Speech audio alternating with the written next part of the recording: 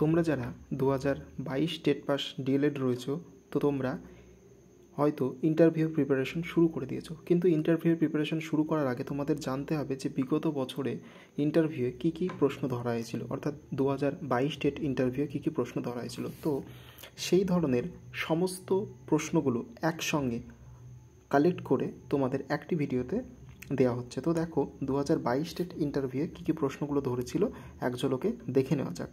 তো প্রথমত এই যে সহজপাঠ বইটা, তো সহজপাঠ বইটার কেন্দ্রবিন্দুই হচ্ছে কিন্তু রবীন্দ্রনাথ ঠাকুরকে নিয়ে, এটা তোমাদের ভালোভাবে মনে রাখতে হবে। তো প্রথম প্রশ্ন দেখো, সহজপাঠ বইটি কোন কোন শ্রেণীতে রয়েছে। তো সহজপাঠ বইটি প্রথম ও দ্বিতীয় শ্রেণীতে রয়েছে।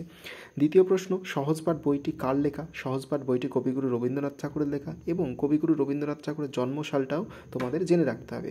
জন্ম হচ্ছে 1861, মৃত্যু হচ্ছে 1941 সাল। পরবর্তী প্রশ্ন দেখো, সহজপাঠ বইটির ছবিগুলি কার আঁকা। তো সহজপাঠ বইটির ছবিগুলি নন্দলাল বসুর আঁকা। 4 নম্বর প্রশ্ন, সহজপাঠ বইটি কেন পড়ানো হয়। সহজপাঠ বইটি বাংলা ভাষা শেখানোর জন্য পড়ানো হয়। 5 নম্বর প্রশ্ন, সহজপাঠ বইটি কেন শিশুদের জন্য উপযোগী।